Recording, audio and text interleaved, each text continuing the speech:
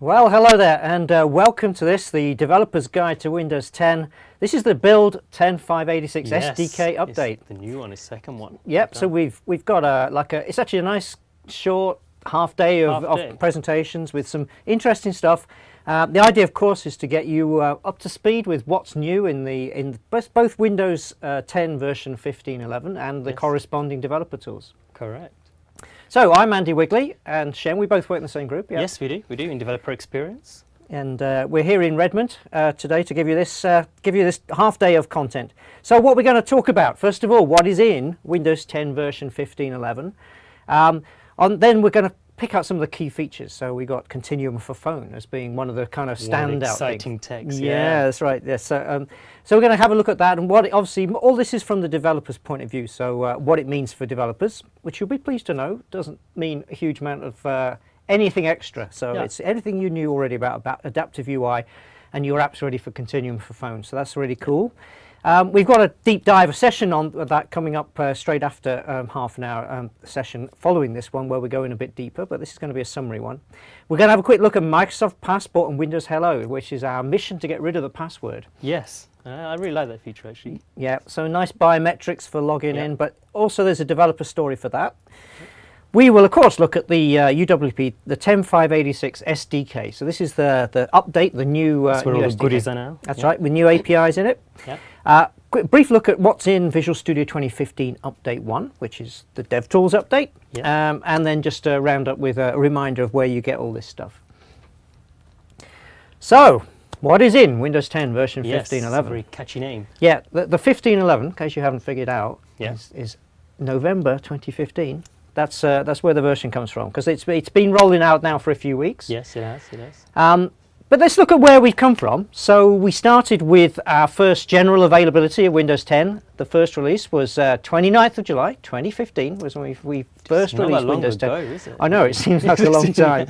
Yeah, and obviously that version was mainly about releasing Windows 10 for laptops, for convertibles like the Surface, and also for IoT. So we had kind of the mid-size and the desktop stuff and the really tiny stuff. So the Raspberry Pi 2 and the Minnow board. Loads of cool stuff happening in that space. We don't really cover that, but there's IoT is really moving on. Yeah, definitely. So what's in the new stuff? And before we're getting good momentum with Windows 10. It's exciting place to be. So we've seen over a billion Windows Store visits from Windows 10 install base. That's a big number. Yeah, it's on over. In fact, this is already out of date. But a few weeks ago we were on over 110 million. My mother installed it this morning, so there's already 110 million and one at least. Exactly. And we're seeing really good engagement for the Windows Store, so double compared to Windows 8.1. But more importantly, from a developer point of view, we're seeing kind of on average 4 times the dev revenue per Windows 10 device. So it's a ecosystem that's building. It's pretty good. Yeah. So that was the first release, and you'll notice actually that was version 10.0, if you like.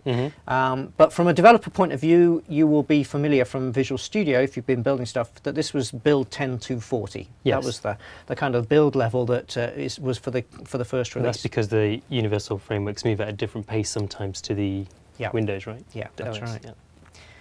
So, what have we got now? So, holiday now, the current season.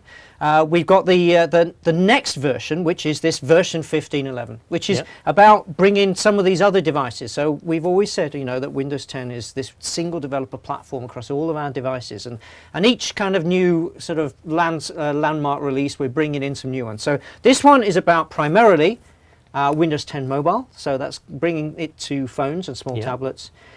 We've also got the Windows 10, the new home screen, the new experience for Xbox One. I love that screen, it's amazing. I mean, we have to say at this point that the actual developer experience for building apps for Xbox One, that's going to come along next year. But this is kind of an important landmark on that. It's a milestone. It certainly is, yeah. So that's the kind of thing there. And also, of course, we've released some rather attractive hardware Look, my favourites there. Yeah, including the Surface Book, Yeah. which Shen is modelling on my left here. Yes, there we go. And also really cool hardware from our partners, you know, curved screen stuff, and really exciting convertibles from our partners. And really, there's a lot of the most exciting hardware coming out at the moment. And of course, we're releasing some pretty nice stuff ourselves, the Lumia 950 devices and the Surface Pro 4, you know, convertibles. So a lot of excitement, a lot of really nice hardware for you to spend your money on this this holiday season. And we're also just looking ahead a little bit more, so early next year as well, we're going to be saying a bit more about the HoloLens and also about the Surface Hub, the big collaboration thing. So we've got some, you know, early in 2016, we're going to be putting a bit more focus onto those ones as well. So the family is, you know, expanding all the time, and we're bringing this this single developer story, this single developer platform to more and more devices. So the key features in this current one that's rolling out at the moment, the version 15.11, obviously bringing Windows 10 to phone devices. And the key feature there, if you like, the standout feature, I mean, well, actually maybe the key feature is just that it's UWP. Yeah, I think that's right. That's going to be the big win. I know we were sort of talking about building for phone, even at the 10240, our last developer's guide, but actually there weren't any devices, apart from for insiders. Windows insiders have been able to install onto sort of existing Lumia devices for a while, but this is now, we're now sort of official. We've got now a public release of this version 15.11. It's going out to the new devices, Lumia 950, 950 XL, and the 550, which went on distribution just this week. We also got Microsoft Passport and Windows Hello. So this is about bringing in more secure authentication without passwords. We're going to look a little bit more about that in a moment. I think that's one of my favourites. It's like a James Bond tech. It's just so cool. It just works. That's right. And we're also, a big push, a big focus on this version is about expanding out features that enterprises need. So we've got the Windows Store for Business. We've got Microsoft Passport for Work, which is the kind of enterprise version of that Microsoft Passport and Windows Hello. And Enterprise Client State Roaming. I'll talk about these in a little moment. And of course, key features with this is our Build 10.586 SDK. Yes. So that's the key thing. Let's look first of all at Continuum. So for the phones, because this is a pretty exciting feature. So Continuum sort of like the continuation of experience across Windows devices, right? Yeah, that's right. Yes.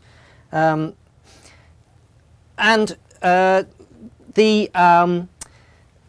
key thing here is Continuum is nothing new. So Continuum is we've had from the beginning for the Surface Surface Pro devices, where you can convert between a laptop mode and a tablet mode. So you can remove the keyboard from those devices, and Windows 10 will pop up a little dialog and say, you know, do you want to switch to tablet mode? And you get a more touch-centric experience. And really, Continuum is about sort of making sure that the good experience spans across different devices and continues. The devices can kind of morph into this different user mode. But the key thing here with this new release is bringing Continuum for phone as well, where you can actually now, with new hardware, so you need the new chipset, so we can't do this with our older phones. But the 950s that have been released are all good to go with this, right? Yeah, so they've got this capability of actually being able to drive a second screen. Wow. Yeah, so this is kind of how it looks. You know, you can actually, this picture showing the wired display adapter. You can use Miracast as well. You can do this wirelessly to a suitably equipped screen.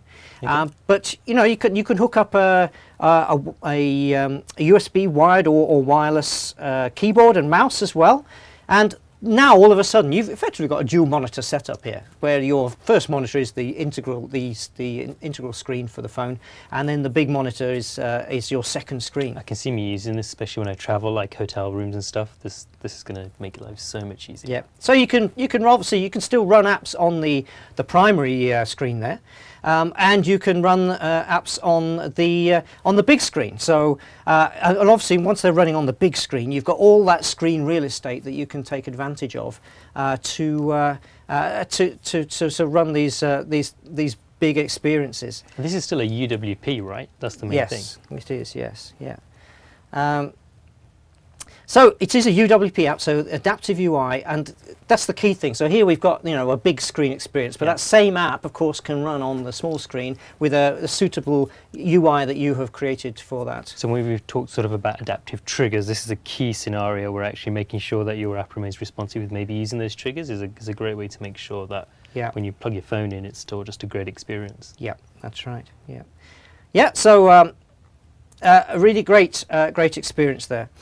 And how does Continuum affect the app developer? So for the app development point of view, it's actually just standard adaptive UI. So if you've already been building an app that you've created, one that sort of scales nicely across a narrow screen, and to be honest, you know, these days you're building a UWP app for desktop, you have to build the narrow screen because windows are resizable. You might snap it to the corner of the screen and all sorts. But from the phone, from this app running on a phone equipped with Continuum, it's just the same old, same old. So, you know, you've got your primary display happens to be, you know, a 5-inch or 6-inch display, which is kind of the same as a narrow snap view on desktop. So you've probably done all that work already. And then your secondary screen is just the large monitor. So we've got you know, it could be a desktop monitor, or it could be a TV. But these are just larger displays, and if you've done adaptive UI, you've already kind of got this. So that's the key thing for developers, really. Just make sure it remains adaptive. Yeah. So just to sort of illustrate that, let's switch demo. A demo. Yes. Nice. Right, so, and actually I've chosen carefully, this is a demo that we did in the last developer's guide, which was the sample for the adaptive UI. So let's first of all, you know, run it on the desktop. And I've chosen this one carefully, and this is exactly the same version. This is the same one. I pulled it out of the sample code. So there's been no changes, no changes. It's still built for. Oh yeah, I remember this. It's still built. It's you remember it because of the just the wonderful user interface there, Andy. It is wonderful, but it's adaptive. So you know, you've got this kind of large screen layout where you've got an editor surface out on the right, and then you can shrink it in smaller. And it kind of shrinks to a narrow view, which is suitable for a phone. And so we used this as the sample when we were building out this thing. So it's a nice adaptive UI like that. Now, so that's great. Now then, I have got here a Lumia, which I'm going to just plug in a Lumia 950. And I'm going to change the targets to ARM, because it's an ARM. I'm going to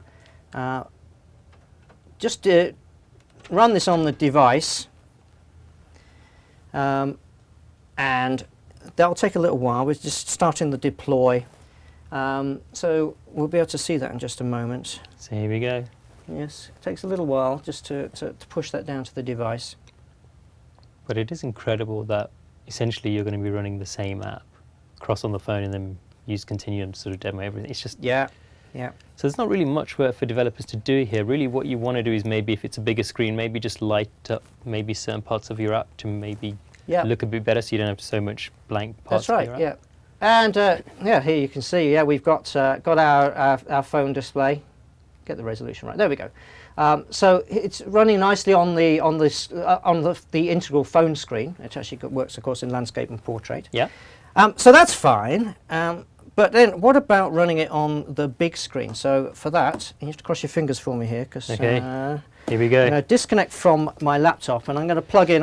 So that's the display dock, right? This is the display dock. Yes, cool. I'm plugging in. I've got a USB-C cable. I'm plugging into the phone. And what's in your display dock? So I see you've got a wireless keyboard, mouse, is it? And I've got two. Yes, I've got for a keyboard and a mouse there, and the keyboard's over there. So and the display dock is plugging up to a screen here, right? That's right. Yes. So and what I need to try and do is just switch over to choose the right one. Okay. Switch over to our. There's our connected screen. Now it's a bit letterboxed on here. This is the vagaries of working in a sophisticated broadcast studio such as this. But you see that on the phone we've changed to this this kind of display where you can actually use this as a sort of touchpad to work the main display. Oh wow! But actually, I'm just going to use my mouse because we can have a mouse and keyboard. I'm sort of running out of desk space. Yeah. And you know, this is it. So I can go off and find the app I've just deployed to it, and there it is, the Developer's Guide to Do Sample, and we can run that on the big screen, and this is the desktop experience. There we go, with the same layout. So it does kind of mess with your head a bit, doesn't it? Because you always think you're using a machine, but you're not. It's coming from your phone. Yeah, that's right. Yeah, wow. Yeah. So that's cool stuff.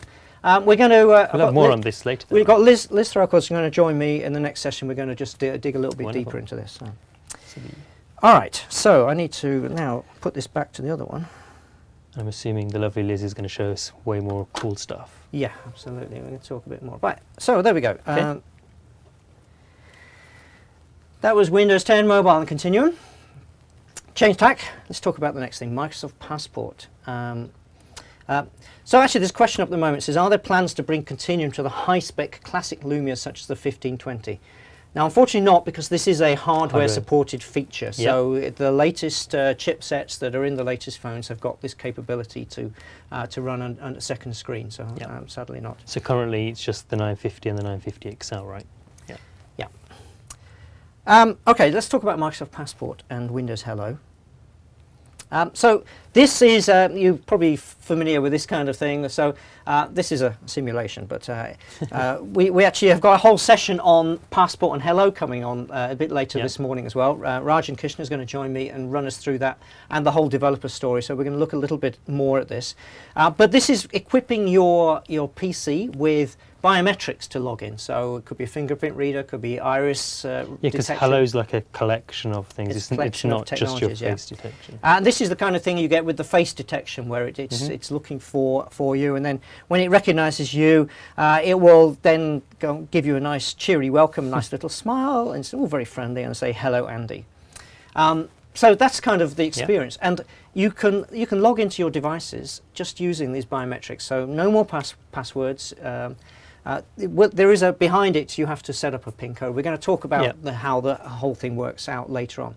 But in terms of the biometrics that are supported in Windows Hello, we've got obviously fingerprint, we've got face detection, and for that you need one of these. It's not just, you can't use the old snap and go kind of it's webcam. not a webcam. No, this is actually a 3D infrared camera. Because it does heat maps and things like that on your face, right? Yeah, which sounds like super expensive, but actually this technology is becoming a very reasonable thing at the moment.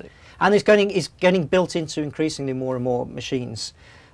We've also got, just announced, we've got Kinect for Windows V2. Oh, cool. It can also do face recognition. That was just announced this week, so that's in beta, as you say, over here. People can use their dev kits to do all this on the Kinect? Yes, so that's coming out. Yeah, that's pretty cool. That's right. And a number of other devices, and we've got iris detection as well, and that is built into these Lumia 950s. So you can set that up and hold it up in front of your eyes to detect and to log in like that. So that's really good. All of these features, and we're going to dig a little bit deeply with this with Rajan a little bit later on. Yeah. What this is all about? It's not just cutesy, oh, this is fun, isn't it? Because I can look at my PC and it logs in. Oh, that's fantastic. Which it is. It is cool, but it's not a gimmick. That's not what it's about. It's actually about improving security, and it's quite substantially. And why is face detection better than a password? Well, that one's an obvious, really. But in actual fact, this will also work even if you haven't got the biometrics, so the fingerprint reco and this sort of thing. This will work just with a PIN code instead of a password. And that doesn't sound safer, but it's all because it's about two-factor authentication, because it's not the PIN code in isolation, it's the PIN code and the device. And then it's using asymmetric cryptography techniques. We'll talk about this with Rajan a bit later. So no passwords, no PIN codes go across the network at all. So the idea is to get away from these things where hackers can break in and steal all the credentials from a database. But it's also trying to make sure your login process is frictionless. It's not, you're not, because you're adding the extra security doesn't mean that you have to start, doing extra things around your logging in process, which is nice. That's right. So the underlying tech that makes all this work is Microsoft Passport. Windows Hello is the biometrics framework that sits on top of that, which allows all this nice biometric stuff for authentication. And as you say, Azure Active Directory, Microsoft Account, on-premises Active Directory, they're already integrated with this, so you can start using this today. It's not just about logging onto your device, this is a developer story as well. So we've got a question up there, can you enroll users from within your UWP app? Well, this is I mean, this is a kind of a client-server story here, so Yes. you still have to have a server enrollment kind of thing, but you can do that obviously from within the context of your app. Okay. But once the one-time enrollment has gone on, then you're just passing digitally signed challenges across the network, and there's no passwords or anything going across. Cool. So it's like a token in some sense. Indeed it is. So Yeah. it's a big improvement on security, and something that we are pushing very hard to get that widely adopted. So question, clarification. Can you enroll new Windows Hello users within the context of your UWP application? Well, the Windows Hello registration is the hardware. Yes. Because you've got a secure chip. And that's where the two-factor bit comes in. Yeah, right? and that's where Yeah. the private key is stored and that sort of thing. Mhm. So it's the device becomes an important part of the authentication story. So we will talk a little bit more about this with Rajan a little bit later on. All right, Windows 10 for enterprises. So you've been working a bit in this area. So yeah, exactly. So Windows 10 is definitely showing some love for enterprises recently. So let's actually carry on with the scenario of Windows Hello. So we talked about some of the features that are available on Windows Hello. And what's more important, as we said, is it's not a gimmick. It's actually enterprise-grade security here. So you can see the acceptance rate's pretty impressive. It's 1 in 100,000. So this means one time in 100,000 it will falsely recognise something Correct. that's not the right person. Exactly. Yeah. So that is acceptable Yes. acceptance rate. Yeah. Exactly. And the nice thing here is, it's got anti-spoofing stuff. So if I, classic example is if I try putting a photo in front of my, camera, it's going to say, well, actually, that's not going to make a difference because it uses the heat map from the infrared sensor. So you hold a photo up and all it sees is a grey square. Yes. And it says, no, that's not this So if I person. wear my favourite sort of Andy Wiggly mask on and try to log into your machine, it's going to say, sorry, you're not Andy. That's not going to work. Yeah, exactly. So it's really kind of impressive. And, you can do all sorts, whether you're showing up a phone screen or, just photos or wearing a mask. It's clever enough to work it out. I think there was even a test done between twins to see if actually one twin could log into another twin's device. And even then it said, actually, no, you're not the right person because the heat maps didn't quite match up. So that's kind of cool. That's pretty good. And the false rejection, that's the other side of the coin, isn't it? Yeah. Any technology, if it gets it wrong too many times, you're going to hate it. So Correct. we've got false rejections at like 2 to 4%. So that's pretty low failure rate. So that is. Occasionally it will prompt you for your PIN code rather than if it can't quite get the facial Correct. detection. Yeah. You're never in a scenario where for whatever reason, it doesn't let you log in. Yeah. It'll always fall back and say, hey, I can recognize your face. Can you type in your PIN code instead? Yeah. And then we have the Windows Store for Business. So this is a really cool new feature. It's just great at helping sort of IT pros and organizations to then just sort of provision their machines, making sure that applications are easy to find, easy to manage, and easy to distribute. It's sort of like your one-stop shop. And yet for an end user, it's the same experience that they're used to. It's a nice, simple, easy process for them to follow. And we'll be talking more about that later on today anyway. I think it's the last session, actually. Yes, that's right. So I'll be talking more about that. And you're going to be running through the kind of process for... Yeah, we're going to do the whole process from, like if you're the enterprise person, the admin actually managing those apps and, responsible for distribution. And we're also going to go from the other side where, let's say, you are the actual employer actually using the store client and you're trying to figure out, okay, well, what app should I install on my machine? And the final thing is we'll probably talk a bit about side loading and demonstrate how that's possible as well for maybe some of the offline scenarios or times where the Windows Store for Business might not suit you. Cool. Now I love this. This is the real geek out, really. This is also one of my favorite topics. So the Enterprise Sync is just really cool. So I think I've always been used to my Microsoft account always just syncing wherever I go, whichever machine I log into. It keeps my themes. It keeps my desktop wallpapers, and that sort of stuff, sometimes I'm a bit OCD and it frustrates me when it's not right. But the great thing here is actually that's coming to Enterprise as well. So if you're using it as your Active Directory, it's going to sync those settings too. This is going to be such a great thing because it means now wherever I log in, I just know my machine is tailored around me, just making my productivity just go through the roof, which is really cool. And of course, the other side of it as well is the data roaming. So as an app developer, we're used to perhaps writing stuff into the roaming folder and the roaming settings, which is a small amount of data that then gets synced across the user's devices, so that they don't have to enter the same stuff over and over. So exactly, it's an important part of getting an app to have a good mobile experience. Exactly. I mean, as an app developer, it's one of those things where you should try using the roaming profiles a bit more now because you just know that wherever your user is, they're going to be able to take advantage of that. Yeah.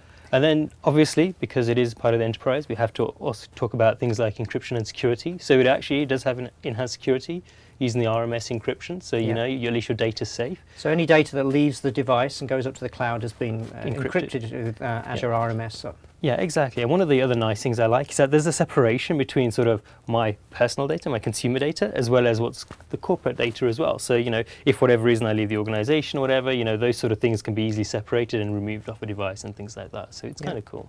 So I guess if a user is installing an app from the store for business, then this roaming will start syncing through Azure cloud rather than through the public cloud. Yes. The public's, you know what I mean. Yeah, the MSA, Microsoft account roaming, yes. Yeah. Cool.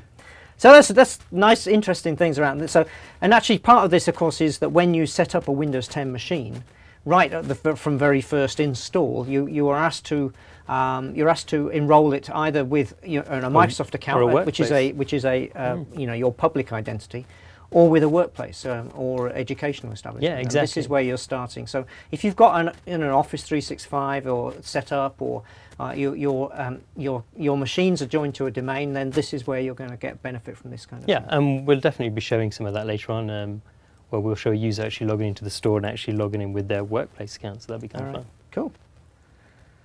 Right, that's enough about the platform, if you like. Now, what about us from developers? What have we got that's new in this area? So we've got new stuff. We've got a new SDK that's come along that accompanies this kind of wave of Windows 10. So let's have a look at what's in it. First of all, just think about to say about it. The first release, the first SDK, was the build 10.2.40 one. Yeah. And if you had that one installed, you had the Windows SDK for build 10.2.40. And then now the new one's the 10.586. But the nice thing is they live side by side, right? So in some sense, you don't have to worry about, oh my God, there's a new version. What do I do with my old version? So that's kind of cool. Yeah, that's right. And you can see that at Program Files x86 Windows Kit 10 platforms UAP. Yeah, that old term UAP. That was what that was the TLA ways back, and that has persisted in terms of the kind of three-letter acronym. Sorry. Yeah, that's right. You've been at Microsoft a long time now, I can tell. Too long, too long. Yes. So the 10.586 alongside. Now we also have, because that's the core platform, the universal, which, to be fair, contains sort of, we had a look at the kind of the top apps in the store, and 96% of all the APIs they call are in the universal. They all live there, really. But of course, we've got these extra little add-ons which do specific things for specific hardware families. Just like IoT is a classic example, right? Yeah. So you need to get GPIO pins and that sort of thing. So that one is in there. And there's one for mobile, one for team, one for desktop, as you can see. Those have been, there are revisions of those as well. So there's updates for extension SDKs, and you install the bits, the updates, and you'll get all these. And they're all side by side. Now, what this is not, you know, a brand new thing. It's an iterative. It's like adding on. So it's the next it's the next iteration of it. So and you can kind of get a sense of this when you break open, if you're going to drill down into the platform.xml, which describes which API contracts are in this version of the platform. So 10.586 has got, well, it's got both versions have got 6 contracts in them, and a contract is just a independently versioned collection of APIs. And the big one is the universal API contract, which contains that. Everything, basically. Yeah, pretty much everything. And as you can see from that, that's gone up to version 2. Also, 3D printing has gone up to version 2. So we've done sufficient updates. So when the major version goes up, then that's kind of a substantial number of changes. Yeah. But the other 4 there are still just as they were with 10.2.40. They're still 1.0.0.0. So there's a whole bunch of changes. We're not going to go through all of them. No, there is a lot. This slide is intended to give you a headache, but just to pick out a few of these, there are some new methods in Bluetooth. You can now pair devices programmatically, which before that you had to rely on the user to go and do it. Yeah. So that's really good. Some print 3D workflow stuff. Windows.devices.perception. This is about these new 3D cameras, and it allows you to get the color depth or infrared data of these computer vision cameras. There's some updates to the sensors API set, so some new methods for getting data out of things for like the pedometer and proximity sensor. So there's a whole bunch of stuff in there. Windows.graphics.holographic. What do you think that one's about? Yeah. I don't know. It's kind of tricky. Yeah. So there's that namespace coming in. Obviously, we're going to be talking a bit more about that early next year. So, but the APIs are in there. Windows.perception.spatial. That's another interesting. So this again could potentially be something to do with the HoloLens, where you are describing objects positioned in a 3D landscape. So that's the perception. And then there's some stuff about cookies, account manager, some API changes around the downloads folder. There's some new methods there for creating user-specific files and folders. Similarly for known folders and storage library. Windows.UI.composition. That's got some cool stuff. That has got cool stuff. That's so cool that we've got a whole session coming on it. Yeah. So Windows.UI.composition is this really high performance graphics layer. It sits between XAML and DirectX and allows you to do really cool animations. But the key thing is it's very, very performant as well. Yeah. So yeah, we've got John Cerner and Paul Gildea are going to come along and give you an introduction to that the session after next. There's the Windows UI start screen jump list. I'll talk about that in just a moment. A few minor changes to the maps control, and then there's some. You've got a bit more control over cookie usage if you're working with the HTTP client API set, because this HTTP-based protocol filter is something you can plug into that. And there's a whole bunch of others, but I think you can see from that it's actually not a huge. This isn't a huge release from a feature point of view, and this is why this developer's guide is just an additive to the one we did last time. It's just pretty much building on top. So we still recommend people to go and look at the previous one as well. All of the stuff we recorded a few months ago is still the story. It's all valid, yeah. Now what I will do is let's have a look at a couple of the samples. So first of all, if you haven't discovered this, you want to discover this, up on github.com, Microsoft Windows Universal Samples. This is where you can find all our standard samples up on GitHub, but there are lots of them. So, you know, there's a great long list of them. So this is normally my go-to place to go and find anything. If I'm ever stuck and I'm like, oh, how does this work? You know what, there's pretty much a sample for everything here. That's right, yeah. And actually, if you look at the history, you can kind of figure out what they've added, which is kind of what I did in doing this. So let's have a look at the couple of the samples in here. So let's go off to Visual Studio, and we're done with that one. So let's go off and find the jump list. So this is the new. What is a jump list? Yes, what is a jump list, Andy? Well, funny you should ask. So a jump list. This is a jump list. So you can. Show jump list is all the things that come up. You know, you can look at the recent things you've been working on. You can see I've been doing a bit of PowerPoint work lately. No change there. And you can also put sort of actions in here as well. And any of these ones. So and you left click there, right? They are left clicked, yes, but you can get the same by right clicking. You get this is and you can have the recent list, and you can also have items in there. So this one, I'll just run it first, and then we'll pick out so you can see. Oh, hang on, maybe I won't run it again. Rebuild solution. And how does this vary compared to the context menu that we're used to seeing? Well, this is about the start screen. It's about items in there. So that's the main thing here, right? Yeah. The jump list is all about interaction from the start screen. Yeah, that's right. So this is the sample coming up. They're all structured the same way. You get different scenarios, and you can obviously examine the code, so you can learn a lot from this. The first one, respond to being launched, is actually when this one scenario is activated when you launch the app by clicking on an item in a jump list. So before you do that, you don't want to. Well, you could remove the jump list, which we haven't got one. Yeah. Let's create an item in here. So the display name will be the developer's guide. Developer's guide to OS 10, but it's nice because you can even localize it. And it's all localizable. You can have a tooltip on it. So say hi to Shen. There you go. That's my tooltip. Yep. Oh, I could even spell it right. How about that? You can give it a group name if you wish, but if you leave that empty, by default it will go into a tasks group. Okay. You can also put an argument, so when somebody clicks on this item, it can be passed into the app. So let's put dev guide. So this is an unactivated event that's going to fire in the app that's going to receive exactly, this? Exactly. And then, is that going to be all right? Maybe you can't do that. Yeah, no. It's because it's one worded. This is just... Oh, it's using it's just in, yeah. We make these samples too clever. There we go. So that's a string. I'm going to pass in an arbitrary string. I can add it to the jump list.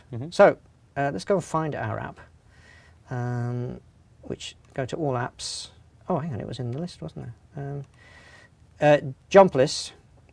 It'll be J there. So we can pin to start. Yeah. And there's our thing.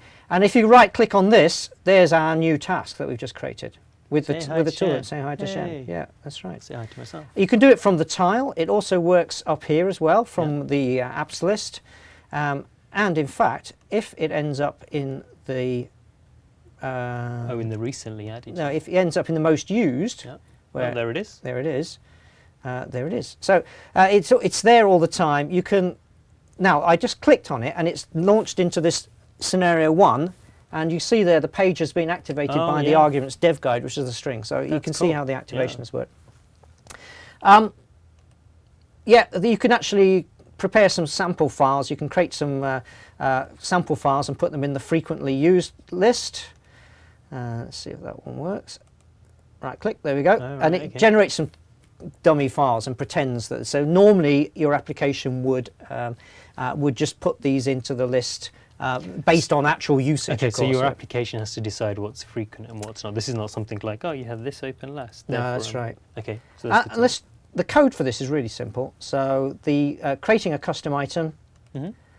Here's the scenario items. Create a custom item. There's all sorts of localized stuff. Here's the add to jump list. You just await load jump list.load current async.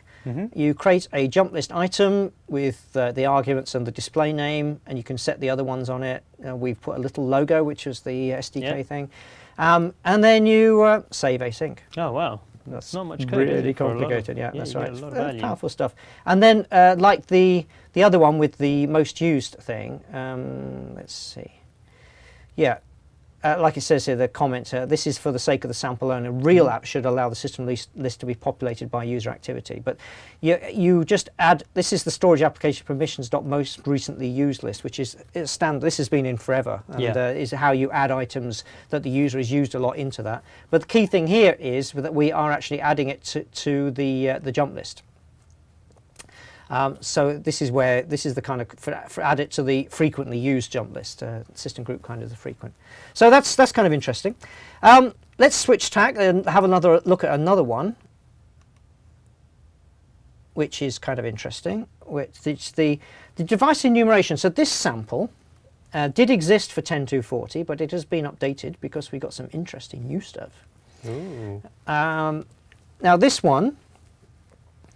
Allows you to search for devices that are sort of proximal or connected on this sort of thing. You can pick single device. So the first 6 of these scenarios were in for 10.2.40, but the new stuff, sorry, 7 were. The new stuff is basic device pairing. So, we can actually choose a device selector, Bluetooth, and we can start a watcher, which is looking for devices. So this is basically doing the discovery process of... That's right, yes. And we've got 3 devices coming up. Yeah, so there's a few nearby. Obviously, 3 devices are coming up, but I've actually got, where's my 1520 gone? There it is. So I'm just going to go into Bluetooth settings on this, which makes this device discoverable. So device is Bluetooth, and it's got 4 devices now. But now I'm on this page is on the Bluetooth. It's making it discoverable. Yeah. So in a moment, we should, he says, should find. It's still watching for updates. So I'm waiting for this guy to pop onto the list as well. It's worked every time in rehearsal. Come on. Maybe stop and start the watcher again. Yeah, could do that. Stop the watcher. Start it again. There it is on the bottom. So there's my Lumia 1520. Yeah. you can see it's is paired is false and can pair is true. So I can now hit the pair selected device button at the top. It's a bit squash this. Pair selected device, and then we get a dialog that says pair device, which is supposed to have a yes no button on it. There we go. Oh, there we go. So and this then has now generated a pin, right, which should match. Which I'm seeing on the phone here as well. So I don't which know if you can I maybe, won't, can we get the guys in the studio to switch? So there we go. Obviously it's up on there, so I can tap yes on there, and I can also click yes on here. But the point of this is, and now it's actually connection has succeeded, and now we are paired. So this is something you had to get the user to do before, so apps didn't have any control. Nice. So you're doing this within the app, which is cool, because you're not having to flip back to the settings and things like that. Exactly, yeah. And you can unpair it again, unpair it there. And the two options here, the basic device pairing is just using system-provided dialogues for that. If you want to create your own custom dialogues, then this is an example of that one. Wow. I'll leave you to look at the code yourselves for that one. But it's, so there's a whole lot of interesting new stuff if you're working with Bluetooth. And that's just an example. There's a whole bunch of other samples. Of course, you saw the great long list there. All right.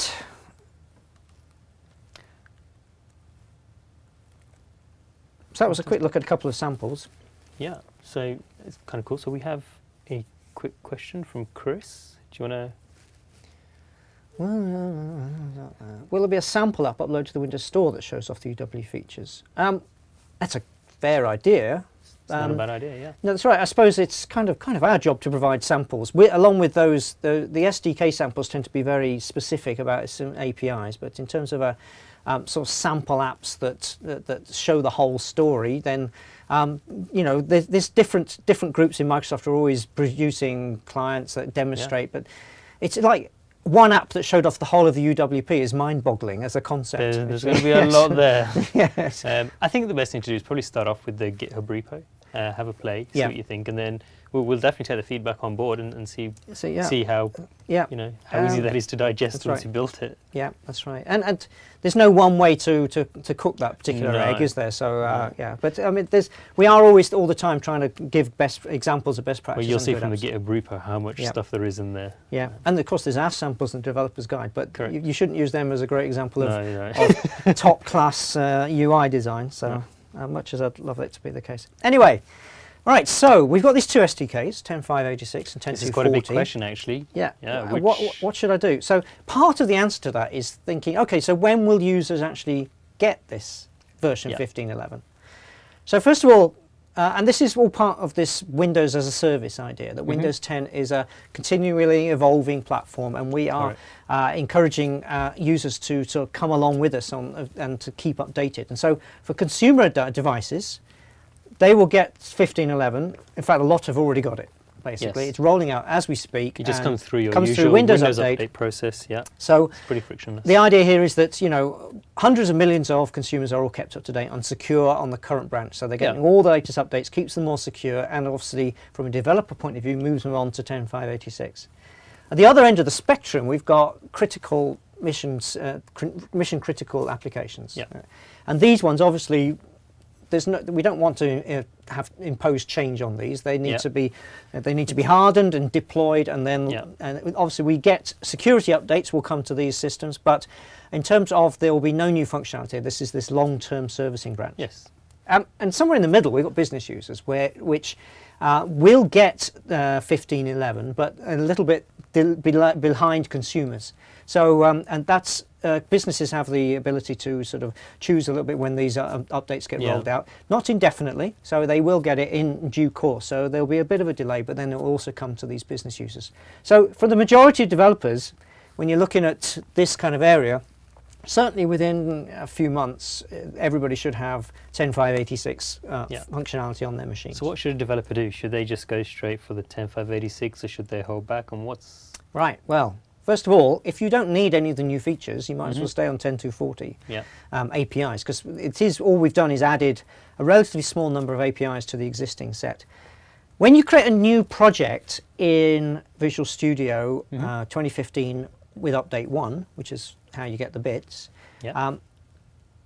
unbeknownst to you, it will have set it up like this, in the project properties. So this is right-click properties on the project? Right-click, in here, in the properties, you will find that it has the target version of build 10.586 and the min version of build 10.240. And both of these are drop-down lists. You can choose, you could make it 10.240, 10.240, 10.580, you know, any combination of these. Well, you can't have min version higher than target version. Target version, yeah. But yeah, so you've got both of them in there. And obviously next time we release an SDK update, then there'll be a third one there. So what does all this mean? Well, by default, and there are a few edge cases where you can override this by editing the package manifest. But in the majority of cases, what happens is that the versions that you have specified in the project properties end up being kind of combined with the package manifest. And when you have done a built version of your app, the built version of the package appx manifest is this file called appmanifest.xml. Might be appx-manifest.xml. Is appx-manifest, yeah, so that's a bit of a typo there. And inside that, you end up with this dependencies. What this is saying is that my app has got a dependency, requires that the target has the window is in the Windows.universal device family, which basically means everything. Yep. And it's got version. And it's got versioning on it. So it's got a min version of 10.240. In this case, it's got a max version tested of 10.586. Yep. And this actually relates to that. those two drop boxes. What does that mean, min version, max version tested? Well, before I answer that, let's just illustrate by demo just a little bit what that means. So I can just go File, New Project. We'll create ourselves a blank app. And once that is built, then we can double click on the properties, and there you see we've got 10.586 and 10.240. So I'll just remind myself. So okay, if we set this down to 10.240, 10.240. So you get in the thing saying, hey, you know what, are you sure you want to do this? Because obviously you're now restricting to a 10.240 build. Yep, and that's you're going right. to say, yep. Yeah, if it's 10.240, 10.240, okay, that's fine. And then obviously this will run great on my local machine is 10.586, and clearly so any apps you've already created with the older SDK run it's just backwards compatible, well. yeah. So that runs. We're It's breaking glamorous. new ground It for is. stunning UI here. But the point is it runs. Your apps just keep getting better. Yeah. Yeah. And if you could bump it up to 10.586, 10.586. And now your min version and your max version are the same. And the interesting thing here is, if I try to run it on, here's my mobile emulator, 10.0, 10.240. If I try and select that one, I click on it, it doesn't take. Visual Studio is clever enough to know that will never run on there. You can't have that. And the best I'm going to offer you is a device. And this is sort of replicating even what the store will do in some sense, right? It is exactly that. Yeah. That's fine. Let's come back to this in a second. So this is determining where your app can run. So we've got target device family, min version 10.240, max version 10.586. What this means is that this will run on 10.240 or higher. And it also means, this isn't limiting it to 10.586 either. As you saw before, just as I just showed you, a 10.240 app will run on a 10.586 system. Likewise, when we get to version, whatever the next one turns out to be, 10.823, I don't know, an app with this dependency will run on that one as well. But what will happen is it will quirk its behavior to 10.586. So, if there are any sort of bug fixes in 10.823, this fictional one I've just come up with, you'll still get the 10.586 behavior. And of course, if you like this, you can optionally call APIs from the 10.586. This version, now if you've got a dependency of 10.586, 10.586, this can only run on 10.586 or higher, and this will not run on 10.240. And clearly, you've got open country on everything, any of the new APIs that's in 10.586.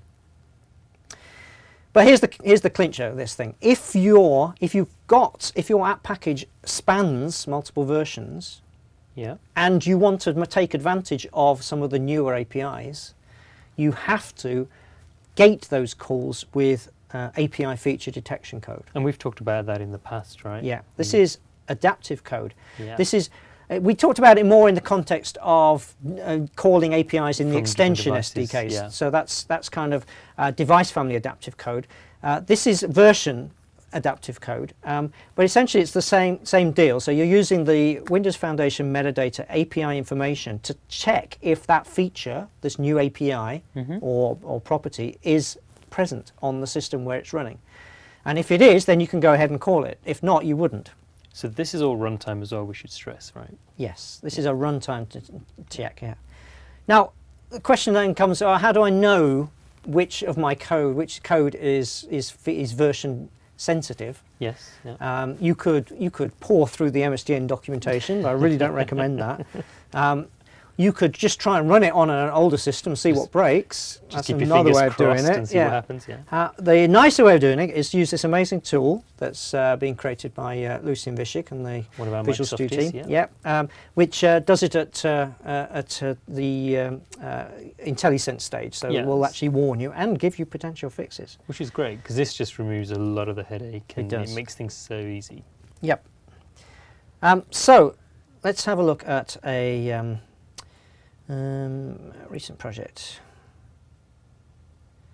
Okay, so this one, not interested in that one, wasn't a very exciting app. This app has got two views in it, and I'll come back to this in the next session actually. You've got mainpage.xaml and mainpage.onehanded. But the important thing is it's calling an API that's in 10.586, which is to get the diagonal size in inches of your display. The properties on here at the moment is it's just the normal standard default, right? And if you put 10.240 on it, you will helpfully get there you go. A red squiggle saying, no, I don't know anything about this one. Not liking that, yeah. No. So, yeah, you could do that. Let's change that back to 10.586. But obviously, as frameworks build upon, over time, you can't just keep flicking between them and you'll be there forever. And if I was to run this now on a 10.240 device, such as this mobile emulator, it's going to try and call that API. And what will happen is something nasty will happen, which will get, well, it happens to be an invalid cast exception, which is kind of a weird exception. But I thought it would be more of a something not found or something. Well, it's not calling a method, it's a property. So anyway, that's, you can see that obviously this is not working. So what we can do is go off into NuGet, go off to the online and find our platform specific package. There's the analyzer. It's already got 2.1 thousand installs. That's how useful it is. We're going to install that in. And under the analyzers, you'll see that we've now got these rules, got platform specific, and you can change the rule severity. Default just means it treats it as a warning, I believe. You can change it to whole error if you like. But the key thing here is once you have installed this, you'll see that helpfully you get a green squiggle, which is get for current view, which is coming from that analyzer, saying that this is version specific code. So this needs to be gated, so we can. It even gives you the code you need to do, so it adds it in. It's just done all the hard work for you, really. Yeah, that's right. Yeah. And there you go. I need to just fix up a little bit. So this is actually a nullable double DSI. We'll initialize that to null. And now this will execute on the 10.586 and we'll get the nice one-handed view. We'll look a little bit more about this in the next session. If it's on a 10.240, you'll get the default view, so you won't get the one-hand optimized one because that bit of code won't execute. Because you wouldn't have found it. No, because it's a nullable type, it wouldn't have called it. So there we've got, this is the non-optimized view, so but it's still running. It's still running, so it shows how that kind of works out for you. Okay.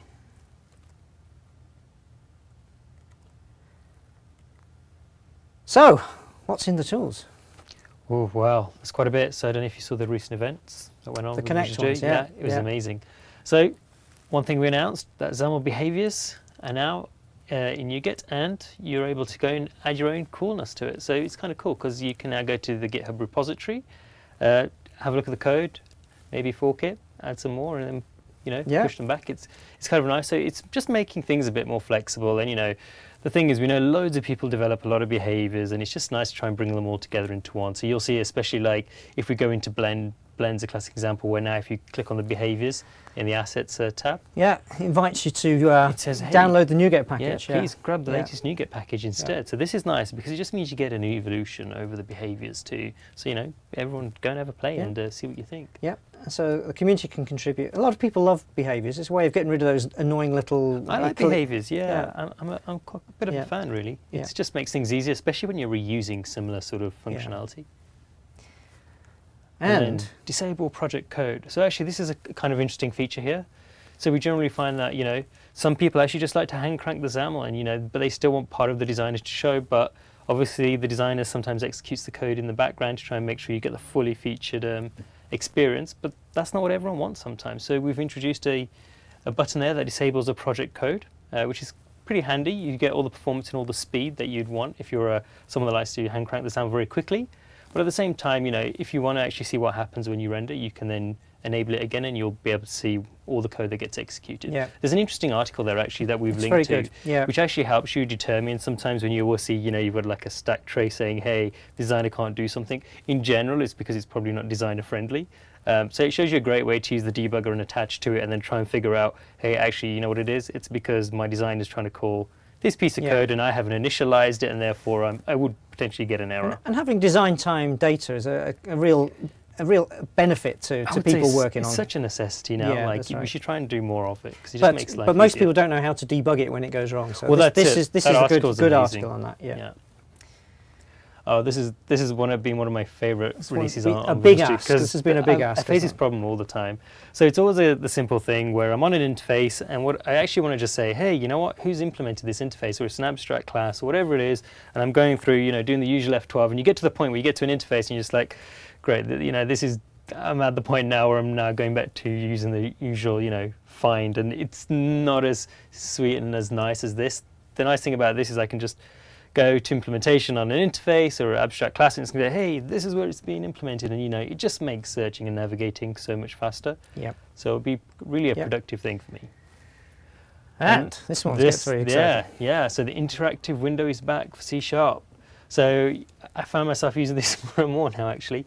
So the great thing here is I can actually just basically script through my C# in the C# interactive and actually get results back. So you can see here we've got a very simple thing where we're going using the GitHub client and just getting the number of folks that you can reference DLLs, you can put using statements in, and you can pretty much a writing C#, you can just try out calling DLLs and calling methods and figure out how an API works. Yeah, it's like the next it's the next big step from the immediate window in some sense, and it uses the repo command line, which is cool. And it's good video along with lots of all this stuff on the Connect event up on Channel 9. You can watch these videos. Exactly, and I'd highly recommend people go and have a look at this because I can imagine the productivity is just going to go through the roof with this.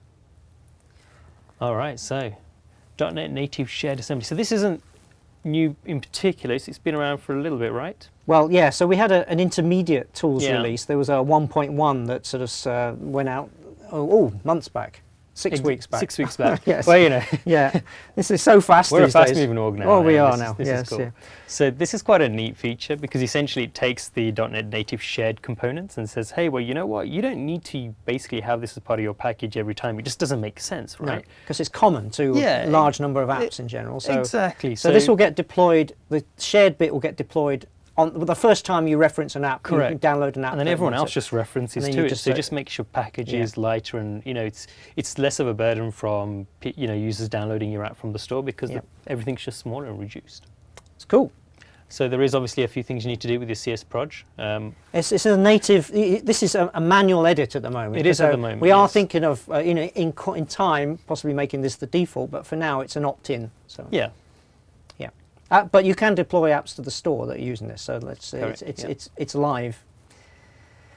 Right, finally, how do you get all this stuff? Well, we've got all the... It's the usual flavours that we're used to. All the same. But the thing is, if you download these now, you'll have Update 1 is integrated. And Update 1 brings you the 10.586 SDK and the updated emulators and everything else.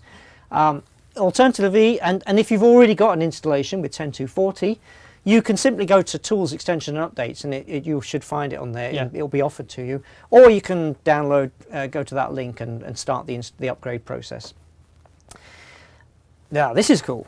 Yeah, so I was blown away when I saw this. So, you know what, I speak to so many people and saying, hey, you know what, we want to try out UWP, but you know what, we've got to set up our virtual machines, we've got to install Visual Studio, we've got to get all the extension SDKs. It's a lot of work, yeah. I'll do it one day. Yeah, exactly, and now we're offering sort of a 60-day evaluation where you can just download the, you know, in this case, if you're a VMware fan or a Hyper-V fan, VirtualBox, Parallels, whatever it is, you can basically just go and download that particular VM. And you've got 60 days. It's got all of the tools. It's got your Visual Studio on it. It's got your IoT core updates, your Azure SDKs. Yeah. If you want the iOS bridge and the UW sample. So it's pretty much good to go. Ready to go. You literally just have to boot it up and have a play. Yeah. And just a final reminder of our home on the web, dev.windows.com, where you can learn about all of this stuff and get samples, like with the question about samples earlier, and examples, and the forums on there as well. It's the place where you'd go to submit your application to. And it is indeed the place where you go to submit your application. Great, cool. All right, so that's up. We are done with that. Was the kind of introductory session. We're going to take a very short break, just time to change over, and then Liz Threlkell's going to join me, and we're going to look deeper into building apps for Continuum. Fantastic. After that, we got a great session on the composition layer for really fluid animations. Then we've got look at Hello and Passport. Rajan's joining me for that, and then you're going to join me again at the end and we'll talk about the Windows Store for Business. Store for Business. Great. So I hope that was entertaining and informative, and I hope to see you in a few minutes' time. Thanks. All right. Cheers, folks.